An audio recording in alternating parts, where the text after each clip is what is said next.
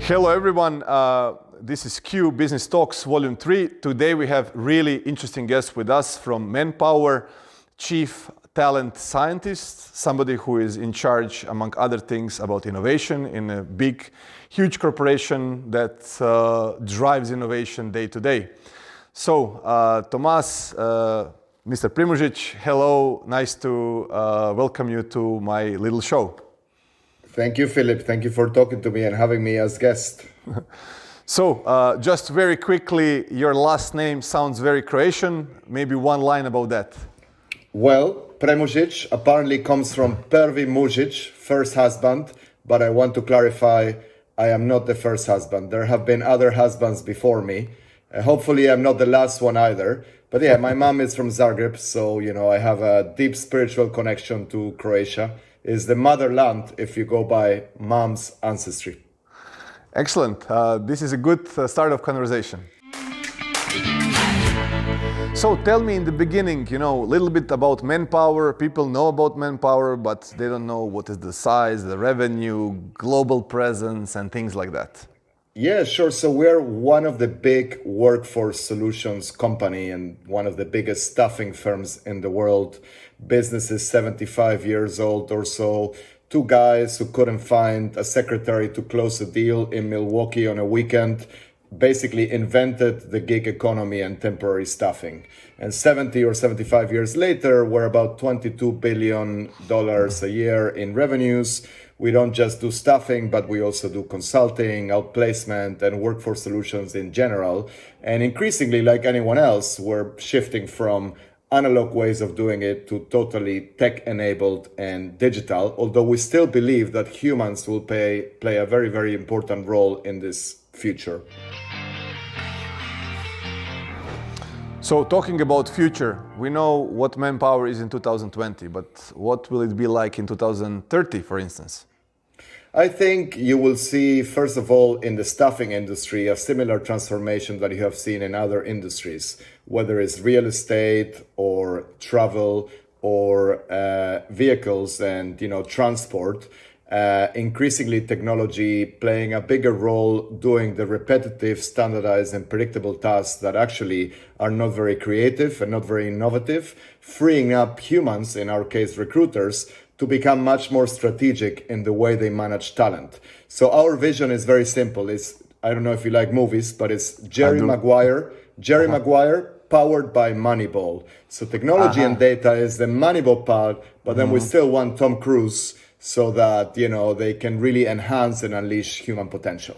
That's a very, very interesting analogy. I'll definitely remember that. I never heard something like that. It's very smart. Everything is clear now. And what are some most important trends, rising, for instance, in HR, actually, not only in HR, but in the area of your work? Well, I think in our field, there's three trends that I would highlight. First, obviously, the rise of inclusive leadership. The world is becoming more diverse, and if you want to get people who are very different to add something to their teams and organizations and work very creatively, you really need leaders who understand and can empathize others. You obviously know this as a CEO. The second trend, I think, is to manage the human technology interaction in every area of work and life.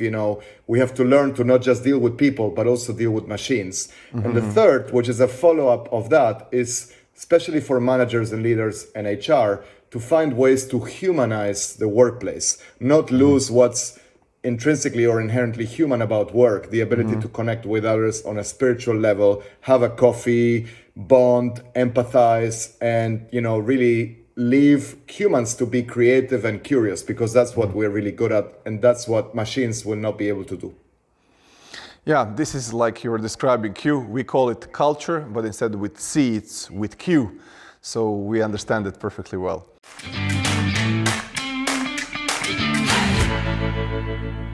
What does Q do for you? For instance, we built its assessment platform. We are still building it. It's like a living organism.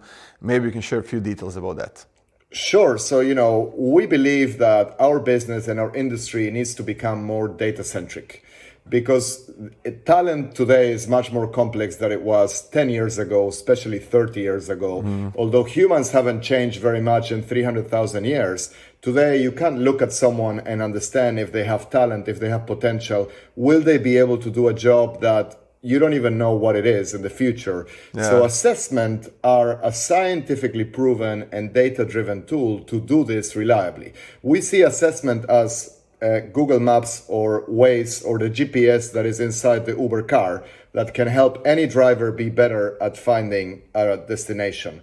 And Q is a very important partner for us because you are developing cutting-edge assessments that enable us to actually scale the ability to understand and predict human potential. The science has always been around for 30 or 40 years, but in order to make that scalable, you need cool user interface, cutting-edge technology, and AI-powered tools. And for that, we have you guys, and we're very, very happy.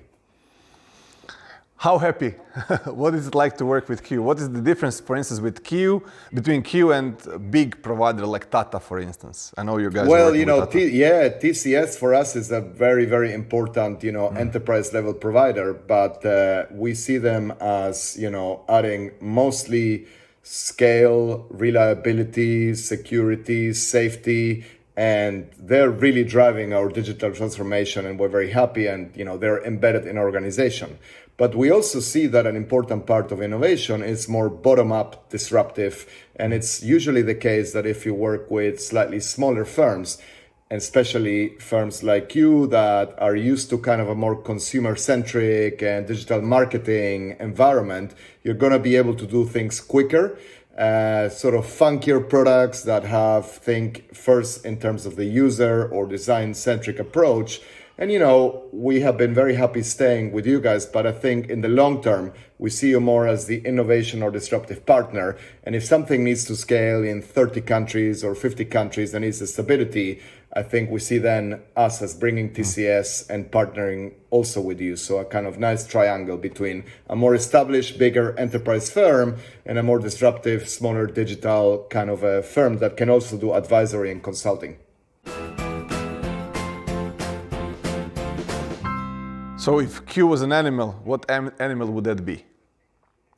What animal that would be? That would be, if it's just one animal, probably a lion, big and fierce, but also fast enough that it can run quickly from A to B. So we don't want to be either an elephant or a little Pomeranian dog, something in between.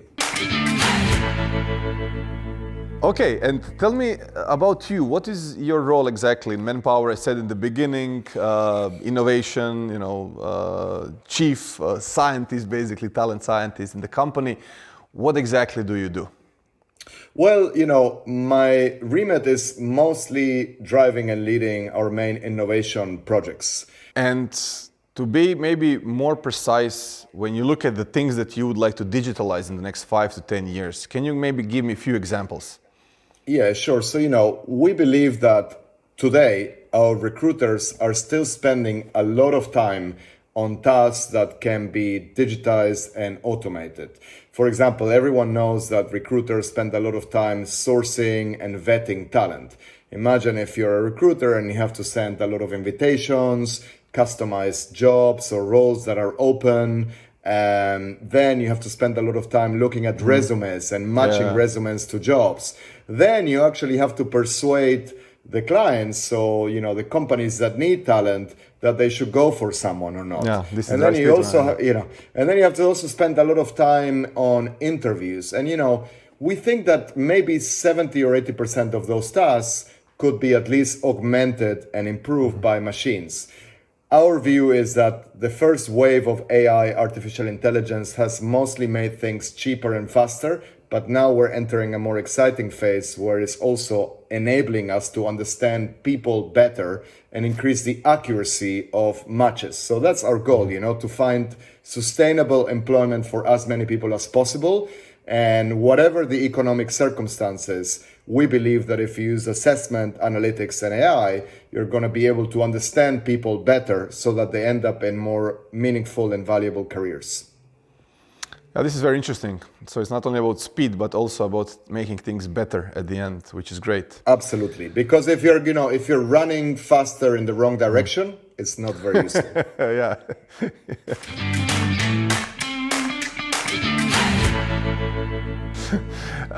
Okay, and maybe at the end, very end, some final thoughts that you would like to share with us. Yeah, sure. First of all, I'm disappointed about Croatia's performance in the Euro so far. Although Luka Modric is an amazing player, he's past his prime, and there needs to be a generational change there for Croatia to repeat, the performance of the last World Cup. And secondly, although I'm married to a French woman, that final should have gone to Croatia. And I think the referee was a little bit too supportive of the French team. Those will be my final thoughts. Okay, cool. Thank you very much for your time. It was really interesting. I would really like to talk to you for a longer time, but internet isn't really good for longer videos, but you have so many interesting things to say. So let's keep this conversation offline. Stay with me, and I would like to thank to everybody who was watching the show. Guys, thank you very much. See you soon. Bye-bye.